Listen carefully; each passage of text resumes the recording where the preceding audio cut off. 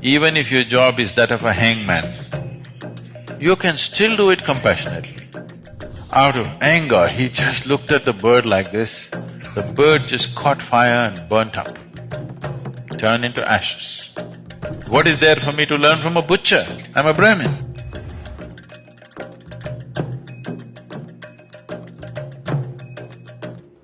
Let me tell you, there was a sage who's very famous in India, ancient sage called Kaushik. When Kaushik was yet to become famous, a young sannyasi, he had a dip in the river and sat under a tree for his morning practice. With a slightly upturned face, he sat. A bird was in the tree. It does its things. So, it's not its fault, there is gravity. And it came and landed straight on his face. An upturned face, you know. It's a dangerous way to sit under a tree. So, he got so furious. Just now he had a dip in the river and he's trying to meditate, and this bird splashed in his face. Out of anger, he just looked at the bird like this. The bird just caught fire and burnt up, turned into ashes. So he felt really nice, okay, this is good, working. Then he finished his practice and everything, and for the day's meal, because people on the spiritual path are not supposed to earn their living, they are supposed to beg and eat, so he went. So he went to the town, stood in front of a house and said, Bhikshan Dehi, that means, I've come for alms. Generally in the tradition, if a person who is on the spiritual path comes and asks for food, even if your children are not eaten, first thing is give it to him.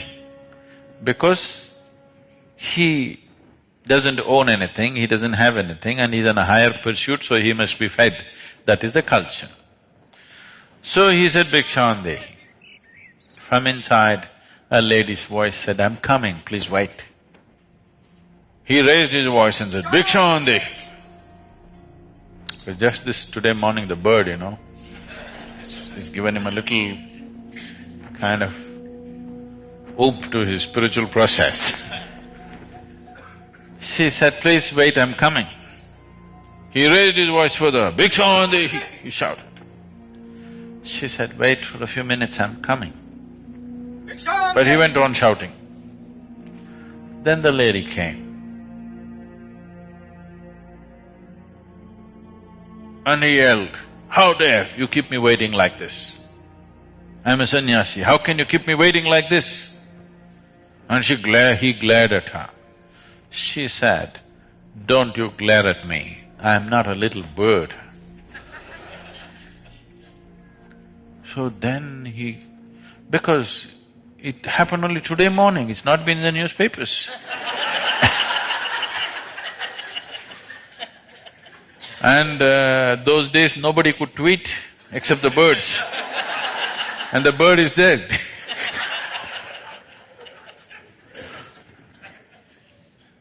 So he said, how do you know?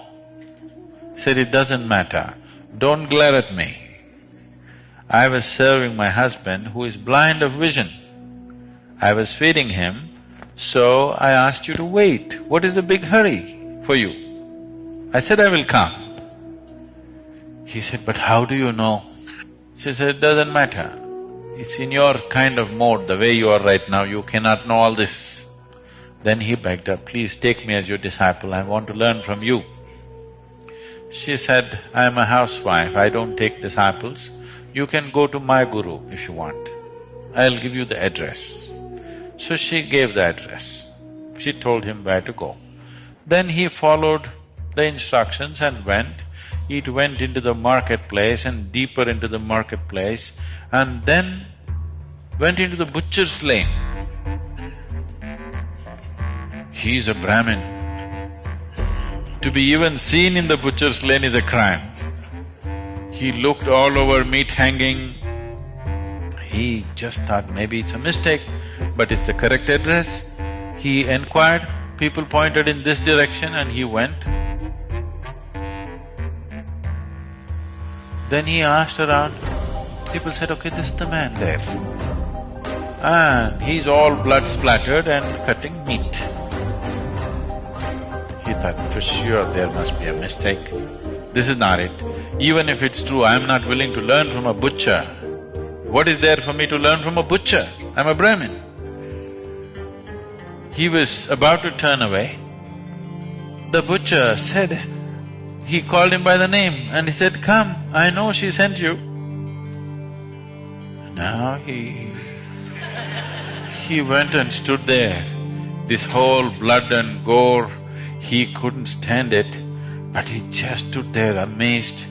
Now he went there, that woman knew about the bird, he comes here, this guy already knows about this woman sending. He waited. The butcher said, wait, I'll just finish this work and I'll come and see you. He just stood there. Then he finished his work, closed it, and then he walked. He walked 3 feet away from him because walking next to a butcher who's actually… he's seen him chopping. Then the butcher talking to him, he said, just come, let me take you home, we will talk there.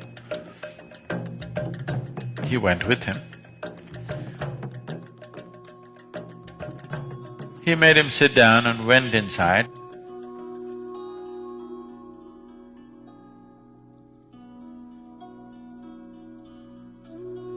Showered, changed, came and he said, just give me some time. I have sick parents, I need to serve them. I need to take care of them first. So he went in and took care of these old parents and then came back and sat down.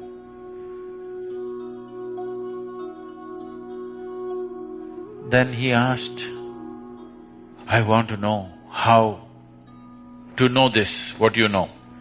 Morning, that lady knew about the bird. Before I come, you know about me. How is this? I want to know this. He said, just learn to take care of something with absolute involvement. Something, it doesn't matter what.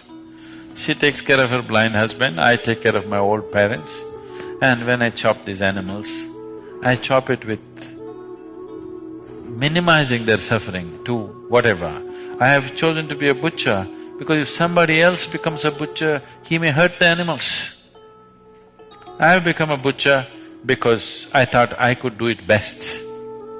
If I leave it to somebody else, they may do it somehow. So, not very different. Criminal lawyer, do it compassionately, what's the problem? You may do lawyer's work, you may do some other work, it doesn't matter. All kinds of things need to be done in the world, you have to do it.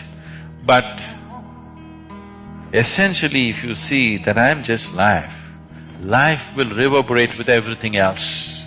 Love is not a policy, it's an experience. You're trying to make it a policy. As a policy, it's quite a stupid policy, really. If you look around and feel one with everything, it's a great feeling. You telling yourself, I am you, you are me, I am you. It leads to a completely different rubbish. Don't like anybody, don't dislike anybody, just be with them. As you can be with the trees and the clouds and the mountains and everything else. Suppose you say, I love your children, love my children. What do? You do whatever is needed. Yes or no? Isn't that what love is about? You do only what's needed, you're not prejudiced. So, prejudice happens because you identified with something or the other. When I say prejudice, you need to understand The moment the mind gets identified with something, you have a certain kind of prejudice.